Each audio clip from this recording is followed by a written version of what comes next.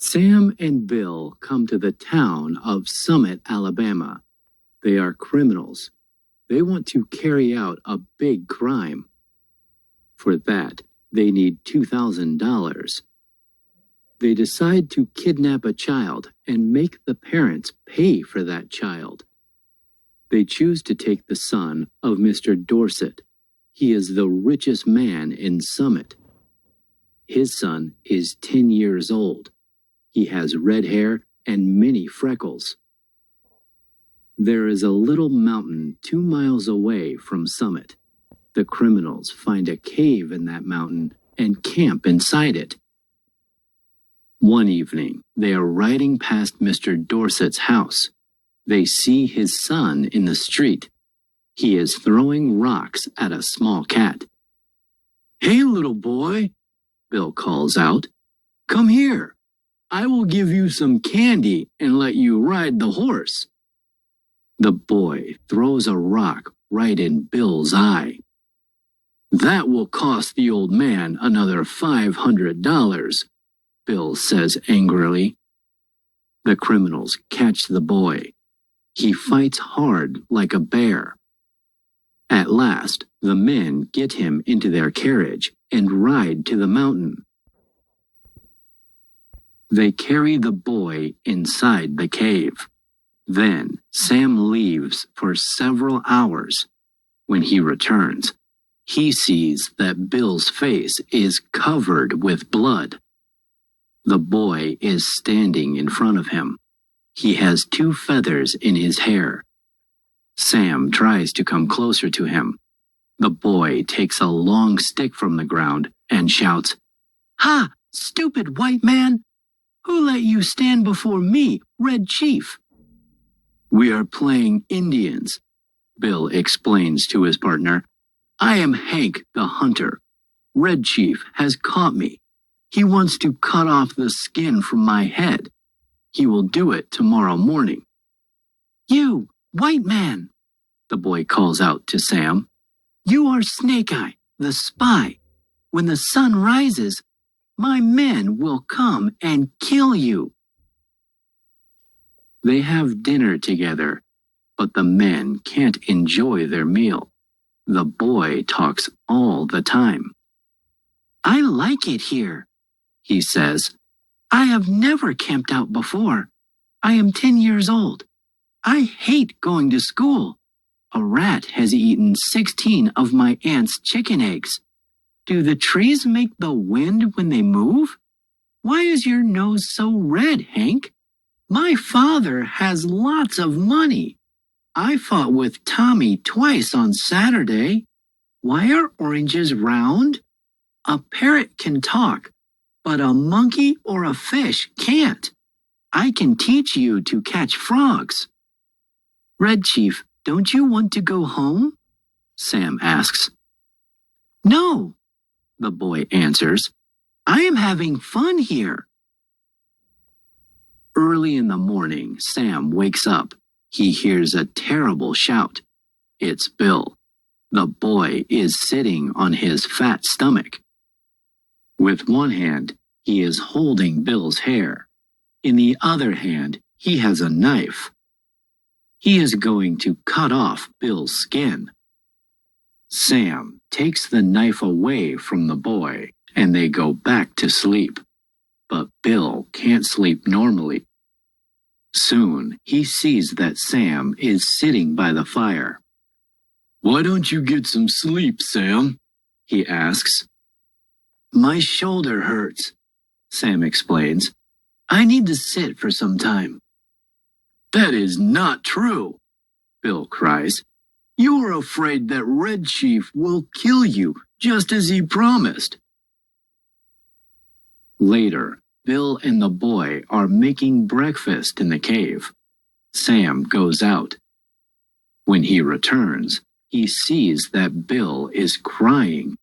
Red Chief is about to throw a big rock at him. "He put a hot potato under my shirt," Bill explains. "So I hit him. Have you got a gun with you, Sam?" Sam takes the rock away from the boy's hand. I will get to you, the boy tells Bill angrily. Nobody has ever beaten the Red Chief. After breakfast, the boy walks out of the cave. Bill and Sam sit by the fire. You don't think he will run away, do you, Sam? Bill asks. I am sure he will not, Sam says. He doesn't want to go back home. Today, we have to send a letter to his father. We will tell him that we want money for the boy. Just then, a rock flies across the cave and hits Bill in the head. He falls right into the fire. Sam pulls him out. He puts cold water on his partner's head. Then he finds the boy, catches him, and shakes him. Do you want to go home now? He shouts. No, Snake Eye, the boy cries. I am just joking. Please don't be angry. Let me stay and play some more. You will play with Mr. Bill today, Sam says. You must go to him and say sorry, or I will send you home at once. They go back to the cave. Sam makes the boy shake hands with Bill. Then he takes Bill to the side and says, There is another small town in the area. It is called Poplar Cove. I am going to talk to the people there. Maybe they have heard something about the lost boy. You know, Sam, Bill says, you and I have gone through many dangerous situations, but this is the first time I am really afraid. Please don't leave me for long. I will be back in the afternoon, Sam answers. Just keep the boy busy and quiet. Now, let's write the letter. We should ask for 1,500 instead of 2,000, Sam, Bill suggests. Nobody will pay $2,000 for that wildcat. Sam agrees with Bill. They write the following letter. Dear Mr. Ebenezer Dorset, we have taken your son. We have hidden him in a place far from the town. Even the best detectives will never find him. To get him back, you have to pay $1,500. This is where you have to leave the money. There are 3 big trees by the river on the way to Poplar Cove. Under the 3rd tree, you will find a box. Put the money in the box at midnight. If you pay, the boy will get back home safely. If you don't, you will never see him again. 2 bad men. Sam takes the letter and is ready to leave. Suddenly, he sees the boy in front of the cave. Now we will play the scout game, the boy says, smiling. I am tired of being an Indian. I will ride to the camp and tell the soldiers that the Indians are coming. And what will I do? Bill asks in a worried voice. You will be my horse, the boy answers. Get down on your hands and knees. Try to keep him busy, Bill, Sam says. Bill gets down on his knees with a sad look in his eyes. How far is it to the camp, kid? He asks. 90 miles, the scout says. Then he jumps on his horse's back. Please get back soon, Sam, Bill cries. Sam goes to Poplar Cove and stops at the post office.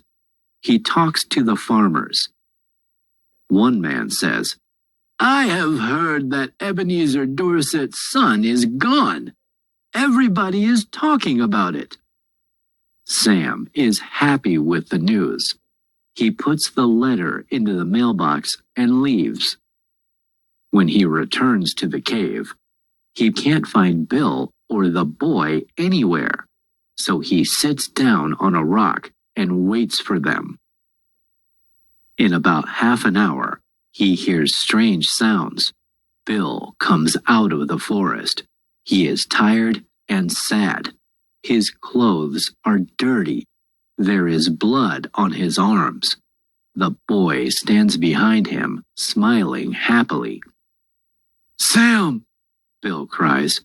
"I am very sorry. The boy is gone. I have sent him home.